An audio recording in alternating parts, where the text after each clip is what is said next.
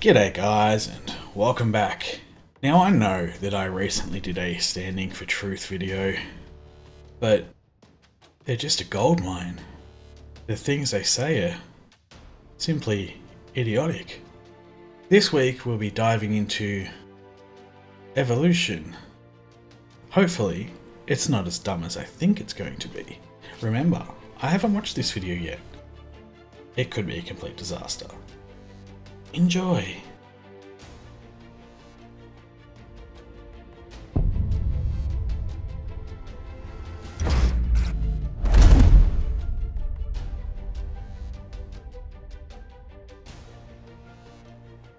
You may be wondering why I use VLC to watch these videos instead of watching them on YouTube.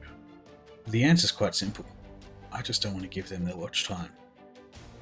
Now, I've skipped ahead on this video about 50 seconds, just to skip their intro. It's far too long. So we're just going to dive straight on into it.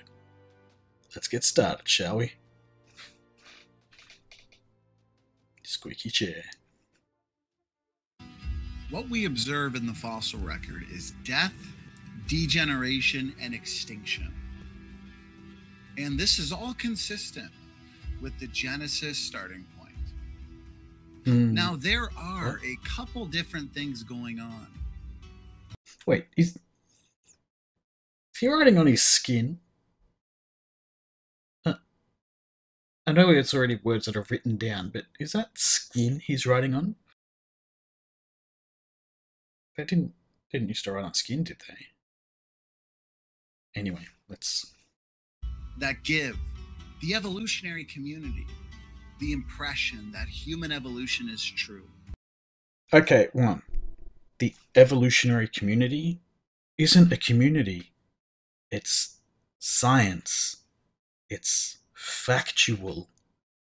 It's reality. It's not a community. It's not just a group of people. It's fact. Facts don't care what you think. One is that there are often artificial species that consist of a mixture of ape and human beings. No, there are no artificial species of anything that consists of ape and human. I don't know where you pulled this from. Probably from the same place that Spirit Science pulls their information from. I'm going to look into that. That's a worthwhile thing to look into, isn't it? But this, the idea that monkeys evolved into humans is a very common misconception. We share a common ancestor, not monkeys woke up one day and went, okay, we're human now.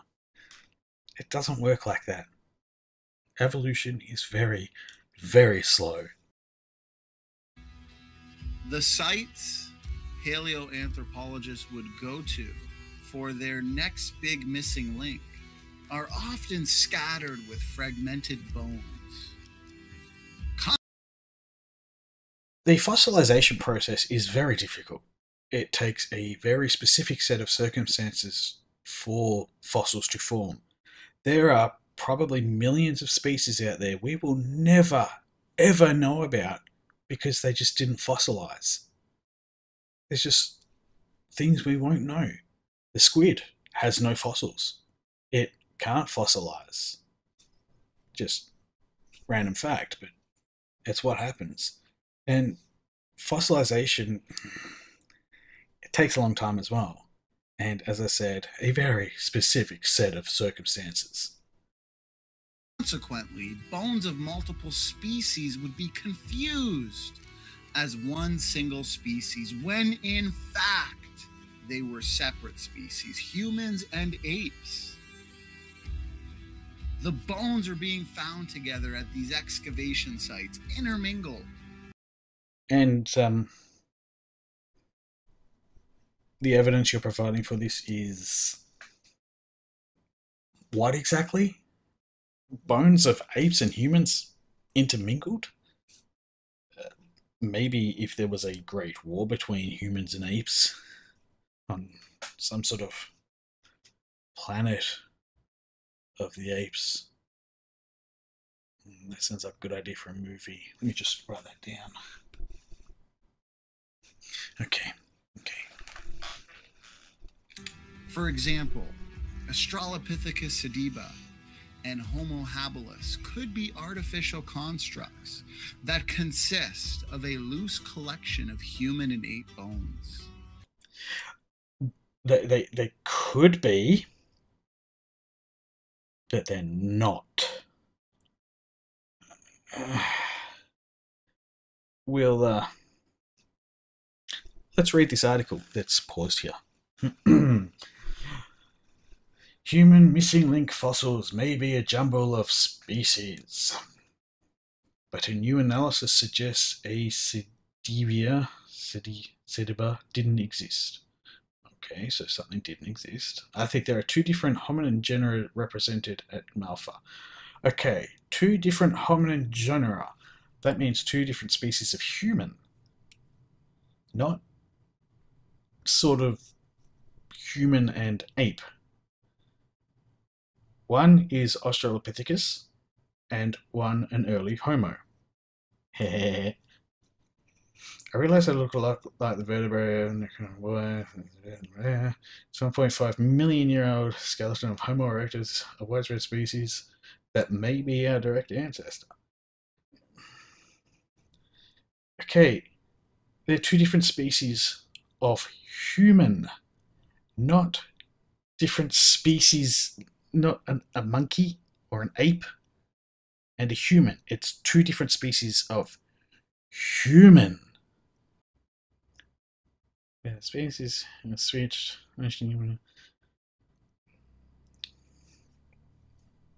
Okay, so none of this article here mentions anything about apes.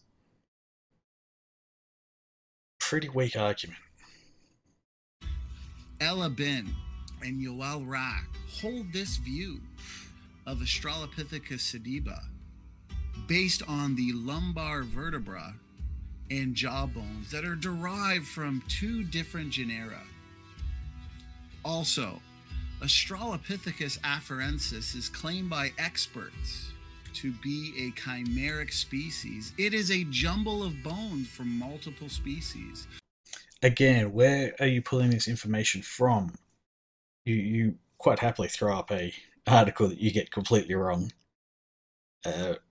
As for the showing of the artist's interpretation of what it looks like, we can extrapolate information based on the fossil record. A good example is dinosaurs. We have no way of knowing what they look like, but using their bones and what we know about animals that look very similar today, we can extrapolate and draw something that looks very similar, or what we think it would look like. We don't actually know. They might not have looked like that. They might not have been all hairy. They might have looked like us. We don't know. But they certainly were not apes of any kind other than, being human ape. How do you not know this? Even Donald Johanson has reported at one time that at least two different species from two different genera were represented in his bones. So what? Species of human. Again, the same argument. Again, you're trying to conflate this to something that it's not. It's just simply two different species of human. There were probably hundreds of species of human. Like there are different genera of dogs as well. Different species of dogs. Why do I bother? Some fossils even looking exactly like human fossils. Many of the hominin fossils are clear evidence of rapid genomic degeneration. Yet proponents of human evolution point to them as evidence for ape-to-man evolution. No, they don't. As I said at the start, it's apes and humans share a common ancestor. not that they are the same thing, or that apes became humans. That's just stupid. What's this article we've got here? Evidence for genetic entropy. See, the problem with this article here is that the source is themselves, much like how creationists claim the Bible is the source for the Bible. You can't source yourself. Your source cannot be yourself. So we can dismiss this. This rapid genomic degeneration is due to inbreeding, isolation, and founder effects. Many of these hominin fossils clearly display anomalous pathologies. And you're a pathologist now. Okay. So, before we continue, I can't wait to hear your arguments for this. Those are some interesting looking skulls. Okay, clearly human, but whatever. Well, let's continue. This would reveal that in the past, several isolated and inbred human populations have experienced what is called reductive evolution. Wait, so you're in favor of reductive evolution, but actual evolution you don't support? That doesn't make sense. You can't support one form of evolution just because it suits your narrative. That's just makes zero sense.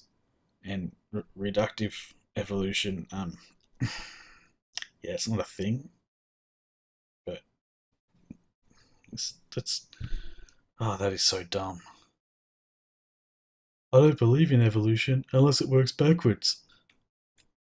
This is essentially devolution.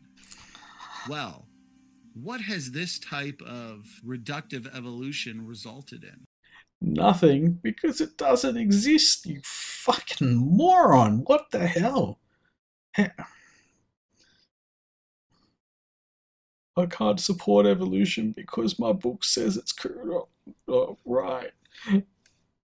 But my holy book. But I'll support de-evolution because I'm special. The answer to this question is genetic pathologies. These numerous genetic pathologies would be reduced body size and reduced brain size. Clearly you are part of the reduced brain size family.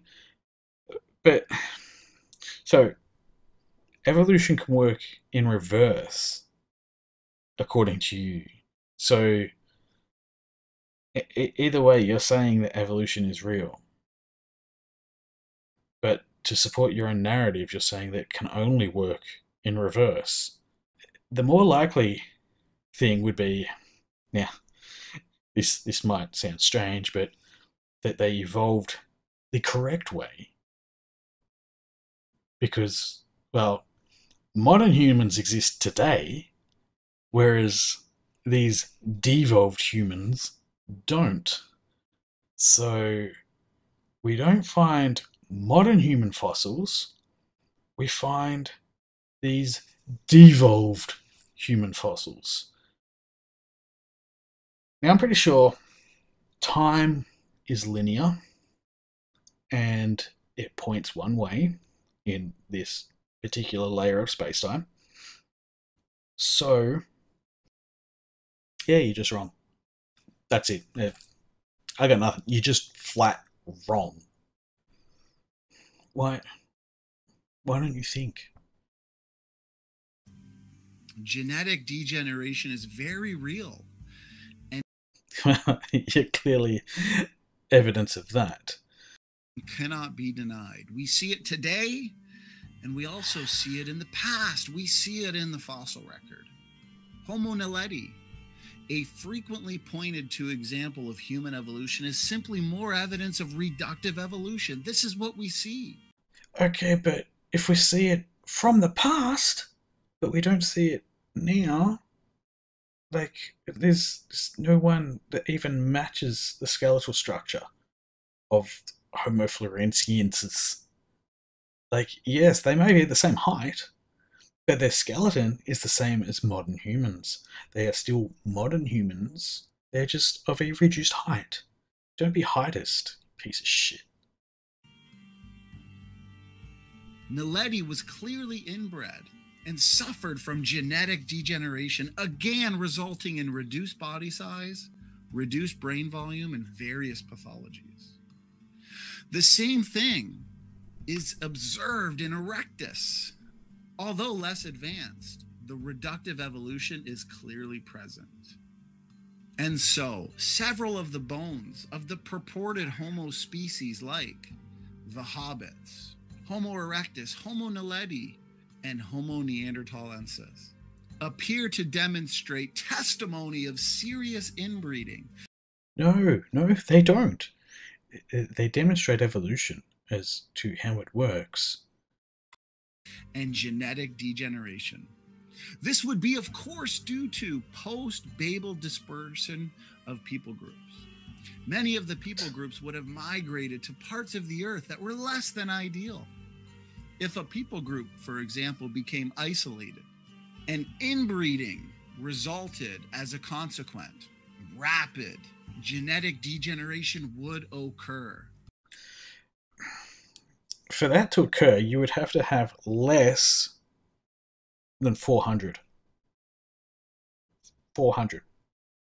Less than. Now, the lowest estimate that human population ever came to was around 10,000 during the Toba catastrophe. I'm not getting involved in the discussion or the debate over the Toba catastrophe, what caused it, and all that sort of crap. But the population dwindled to about 10,000. Now, there wouldn't be any inbreeding with that. You just don't understand how things work in reality. Harsh environmental conditions in the immediate post-flood world would also lead to disease, nutrition deficiencies, and environmental-related genetic degeneration. There were many negative factors at play in the immediate post-flood. What flood? There is no evidence for this great flood that you people seem to bang on about.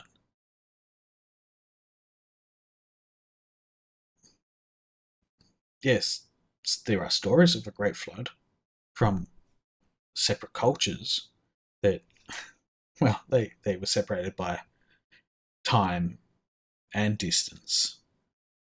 Funny about that.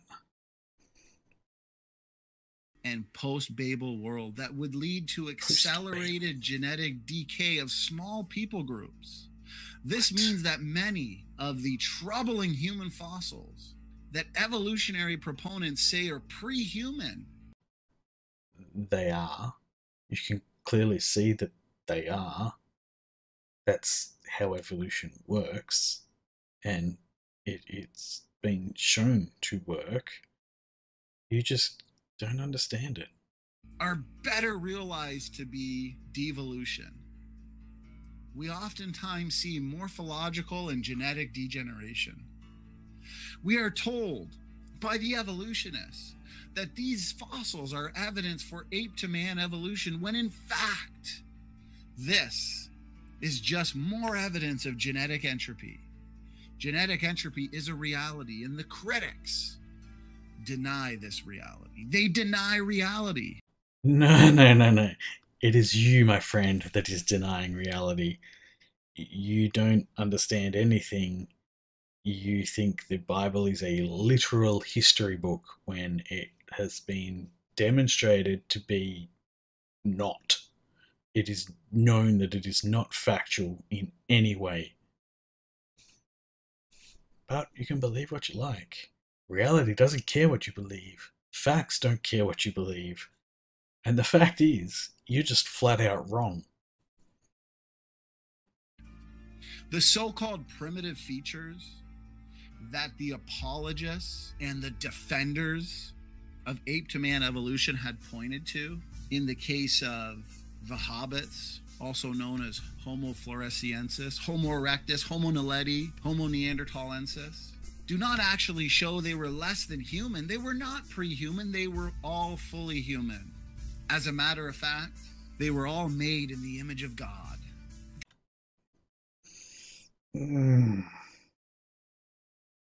No. They did not evolve from pre-human creatures. More correctly, they were human communities, 100% human, that were persistently inbred and were in genetic decline. Exactly what would be expected from a post-Babel model. As we can see in the fossil record, pathology and genetic degeneration appears to be a common theme. This is the rule, it's not an exception.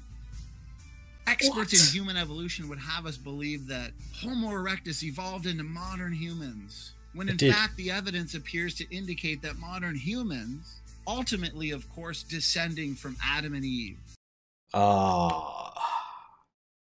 Let's cherry pick an argument.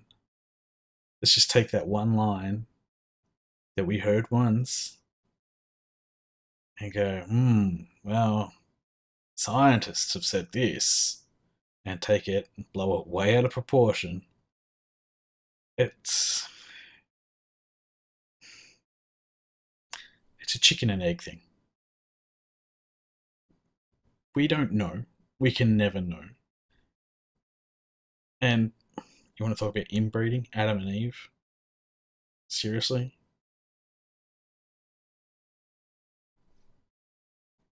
Two people suddenly became like a large population? Yeah, now who's inbreeding?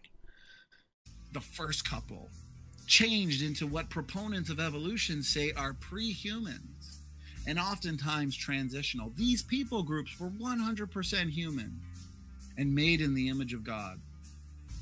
As the evidence appears to suggest, these post-Babel and sometimes possibly pre-Babel people groups were eventually driven to extinction by either genetic degeneration or human conquest.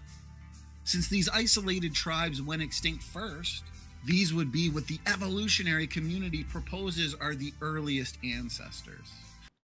Okay. I'm done.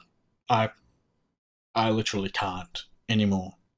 It is just the same thing over and over again.